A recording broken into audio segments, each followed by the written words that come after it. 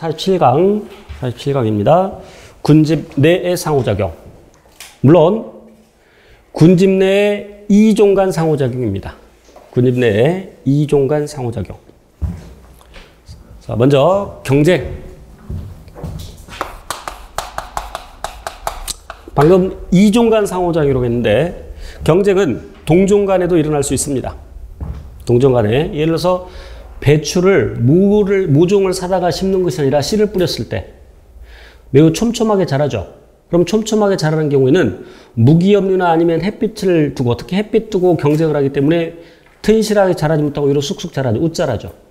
그래서 동종 간의 경쟁이 일어날 수 있어요. 그래서 동종 간의 경쟁을 막아주기 위해서 배추를 솎아준다. 그 배추를 솎아주는 것은 동종 간의 경쟁을 막아주기 위함이고, 잡초를 제거해준다. 이런 것은 이종 간의 경쟁을 막아주기 위함이겠죠.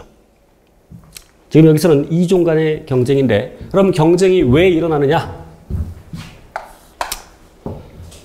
자, 어떤 자원을 두고서 그 종들이 살아가는 데 필요한 어떤 자원을 두고서 경쟁이 일어나는 것은 자원이 풍부해서가 아니라 부족해서죠. 아주 풍부한 경우에는 경쟁이 일어나지 않습니다. 그런 걸 중립작용이라고 합니다. 자, 가기 전에, 자, 우선 생태적 지위라는 용어를 기억해야 되는데, 생태적 지위. 자, 생태적 지위는 고딩 수준에서는 먹이주의. 어떤 공간에서 살면서, 그러니까 어떤 단계냐. 아직 이 내용을 안 배웠는데, 소위 생태 피라미드라고 하는 것이 있습니다. 생태 피라미드. 자, 인위적인 생태계이긴 합니다만, 논을 예를 들면, 논에 벼가 자라고 있고, 그 벼를 메뚜기가 갉아먹고, 메뚜기를 개구리가 잡아먹고, 개구리를 뱀이 잡아먹을 때, 이러한 것을 우리는 먹이사슬이라고 합니다. 먹이사슬. 사슬 쇠자를 써서 먹이연쇠라고도 하고요. 그리고 또한 그 먹이사슬이 그물처럼 복잡하게 되어 있는 것을 먹이그물이라고 하고. 자, 뒤에 가서 구조를 배울게요. 그럼 이때 이 벼는 생산자, 광합성하니까 각각 1차 소비자, 2차 소비자, 3차 소비자 이렇게 되겠죠. 자, 그래서 생태 피라미드를 여기다 그려보면 가장 아래 단계를 차지하는 것은 생산자, 그 다음에 1차 소비자, 2차 소비자, 3차 소비자 이렇게 되겠죠. 그러니까 아래에서부터 벼를 메뚜기를 개구리를 뱀이 잡아먹을 때 이런 걸 영양 단계라고 합니다. 생산자, 1차 소비자, 2차 소비자 이런 걸 영양 단계라고 해요. 그런데 생태 피라미드에는 분해자가 포함되어 있지 않습니다. 생태 피라미드에는 분해자는 포함되어 있잖아요. 자, 그래서 그 어떤 영양 단계에 해당되느냐? 먹이주의라고 합니다. 쉽게 말하면 무엇을 먹이로 하느냐? 거기다가 공간지위를 더한 것을 생태적 지위라고 하는데 어떤 공간을 점유해서 사느냐? 이것을 공간지위라고 합니다. 같은 공간에 살면 서로 다른 종이 같은 공간에 살면서 같은 먹이를 먹으면 당연히 쌈박질 나겠죠. 경쟁. 그래서 생태적 지위가 유사할수록 경쟁이 왜 일어나느냐? 생태적 지위가 겹치기 때문에 경쟁이 일어나죠. 그럼 생태적 지위가 유사하면 유사할수록 더 많이 겹칠수록 경쟁은 더 심해질 것이고, 그래서 밑에 그래프를 보면 애기 집신벌레와 집신벌레를 각각 단독 배양했습니다. 그랬더니 S 형태의 그래프를 그리죠. 아까 실제 생장 곡선. 맨 오른쪽은 같은 그 공간에서 두 종을 함께 배양합니다. 자, 그랬더니 애기 집신벌레, 노란색으로 나타낸 애기 집신벌레는 대략 S 형태의 그래프를 그리는데 빨간색으로 그려진 집신벌레는 개체수가 조금 증가하다가 줄어들어 버리죠. 자, 생태적 지위가 겹치는 두 종은 같은 공간에서 오랫동안 살 수가 없습니다. 이것을 경쟁 배타라고 하고요. 그러한 원리를 경쟁 배타의 원리라고 합니다. 저는 그래프가 정확히 그려지진 않았는데 경쟁 배타는 그 종이 거기서 사라지는 겁니다. 그래서 그것을 경쟁 배타의 원리. 가우스라는 사람이 그 집신벌레 두 종을 가지고서 실험을 했죠. 그래서 가우스의 원리라고도 합니다. 경쟁 배타의 원리 또는 가우스의 원리.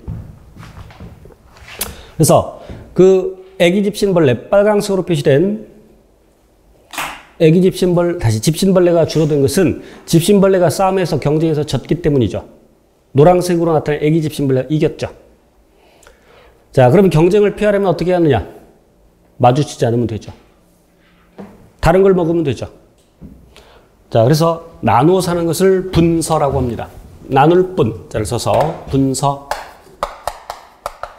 물론 이제 서식지를 나눈다는 뜻에서 분서지만 이 분서에는 먹이 분서도 있고 공간 분서인 서식지 분서도 있고. 자, 우선 먹이 분서를 예를 들면 자, 개울에서 하천에서 은어와 피라미가 서로 다른 공간에서 살 때는 은어 살고 있고 피라미 살고 있을 때는 둘 다 뭘 먹냐면 조류를 뜯어 먹습니다. 돌덩이에 붙어있는 작은 조류를 뜯어 먹습니다. 그런데 같은 공간에 살 때는 피라미가 먹이를 바꾸죠. 그러니까 은어는 여전히 조류를 먹고 피라미는 물속에 사는 작은 곤충들을 잡아먹습니다. 그것은 먹이 분서. 자, 서식지 분서에는 피라미와 갈견이 예를 들 수 있는데 실은 갈견이 피라미와 매우 유사하게 생겼습니다. 그래서 피라미가 대개 개울의 중앙부에 살고 갈견이가 가장자리에 살죠. 그것은 서식지 분서, 공간 분서. 그 다음 페이지에 163쪽에 포식과 피식. 아까 스라소니와 눈심토끼로 설명을 드렸죠. 먹고 먹히는 관계. 자, 그리고 공생. 고등학교 교재에는 공생과 기생을 구별해서 사용하는데 우선 공생은 함께 사는 겁니다. 함께 사는 것. 말 그대로 함께 사는 것. 그럼 기생은 기생충과 숙주동물 간의 관계를 생각할 수 있는데 회충이 어떤 포유류의 장에 살고 있을 때 어쨌건 함께 사는 거죠. 그래서 기생도 대학 교재에서는 공생에 포함을 시키는데 고등학교 수준에서는 따로 나누기도 합니다. 그래서 저는 그냥 공생에 다 포함을 시켰어요. 자, 우선 공생은 더 나누면 상리공생. 서로 상자입니다. 서로 이익을 주고받는 관계를 상리공생이라고 하고 여러분과 저는 좋은 상리공생 관계이죠. 무엇을 주고받는지 이게 안 해도 다 알겠죠. 자, 그런데 어느 한쪽이 이익을 보는데 다른 쪽이 피해를 안 본다. 이게 편리공생. 어느 한쪽이 이익을 받는데 다른 쪽이 피해를 본다. 그건 기생이죠. 고딩 수준에서는 기생을 따로 나누기도 합니다. 그래서 몇 가지 예를 기억을 해 두는 게 좋은데 자, 우리 교재에 나와 있는 꽃은 나비에게 꿀을 제공하고 나비는 꽃의 수분을 돕는다. 자, 현화식물, 나타날 현, 꽃화, 또 꽃피는 식물, 현화식물. 더 구체적으로 속시식물이라고 합니다. 현화식물과 곤충. 현화식물은 곤충에게 밀원을 제공하죠. 꿀의 재료를 제공하죠. 곤충은 현화식물을 수분시킵니다. 이리저리 이 꽃 저꽃 옮겨다니면서 꽃가루를 한 꽃의 꽃가루를 다른 꽃의 암술물에 붙여주죠. 그걸 수분이라고 하죠. 받을 수, 가루분, 꽃가루를 받는다는 뜻. 자, 몇 가지 더 있는데 아까 지유리 나왔었죠. 지유리는 조류와 균류의 공생체인데 여기서 조류는 LG, 새 말고 광합성하는 원생생물. 균류는 펑사이, 곰팡이, 버섯 종류를 균류라고 하죠. 자, 조류는 광합성을 해서 동화양분, 즉 유기물을 줍니다. 광합성 결과 만들어진 유기물을 주고 균류는 물과 그리고 무기염류를 공급해 주죠. 무기염류 그리고 물을 공급해 줍니다.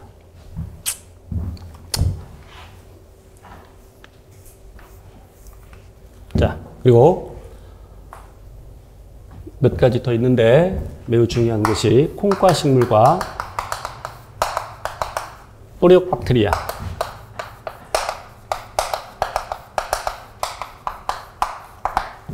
콩과 식물은 대기 중에 있는 질소 기체를 절대 흡수할 수 없습니다.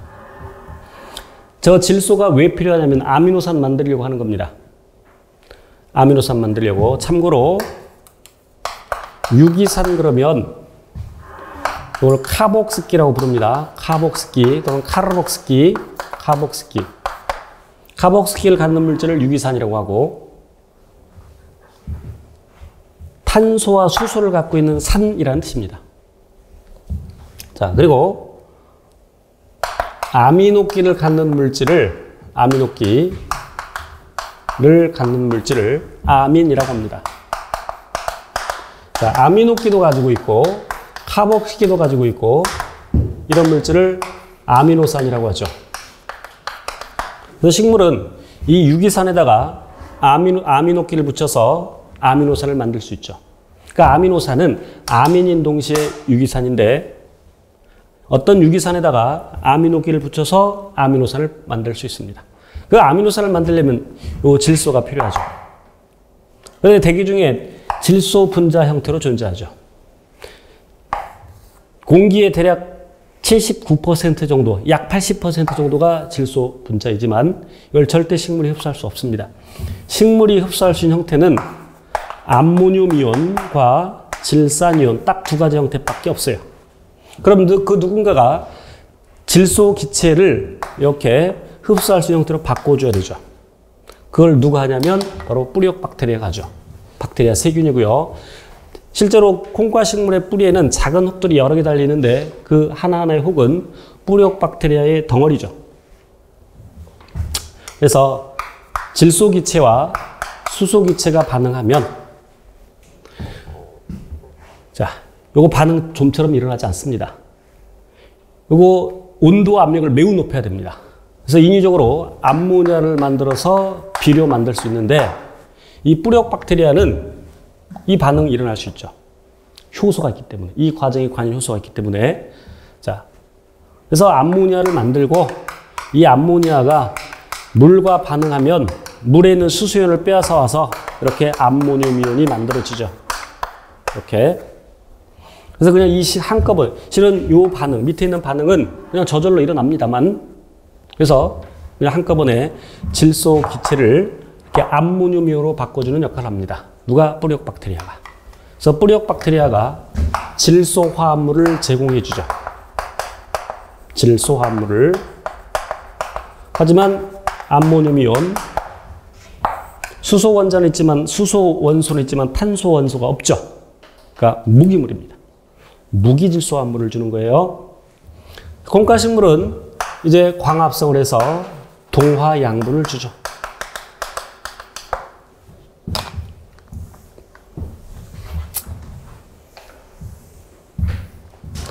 자, 개미와 진딧물의 관계도 그러합니다.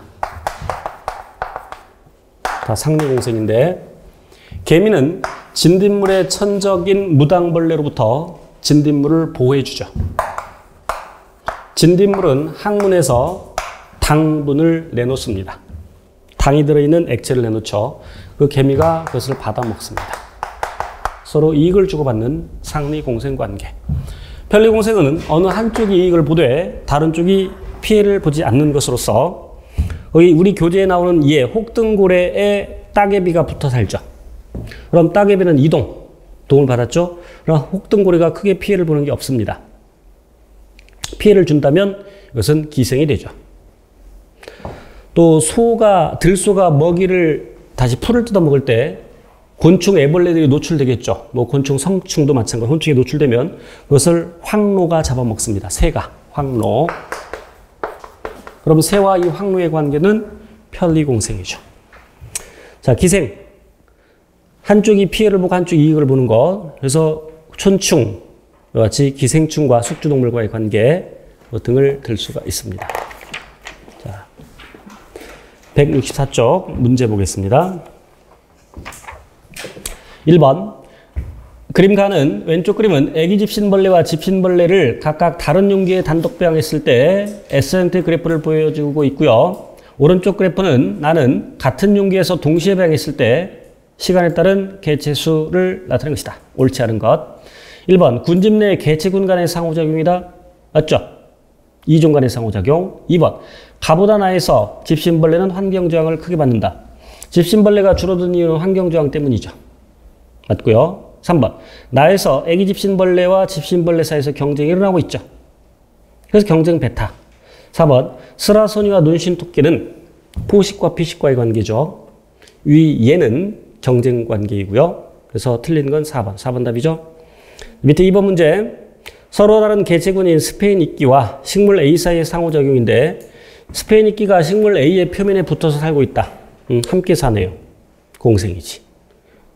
자, 그런데 더 구체적으로 봐야 돼요. 그런데 스페인 이끼는 식물 A를 단지 부착을 위한 수단으로 사용할 뿐 어떤 양분도 얻지 않으며 식물 A의 광합성을 방해하지도 않는다. 피해 안 준다네요. 그죠? 편리공생이라 되겠죠. 물론 여기 언급 없지만 그 식물 A가 스페인 이끼로부터 도움을 받지 않는다는 말이 나와야 더 구체적으로 편리공생이라고 할 수 있겠죠. 어쨌건 공생. 그럼 여기 기생을 따로 둔 것은 이 문제를 낸 사람은 공생과 기생을 구분한 거죠. 고딩 수준. 넘깁니다.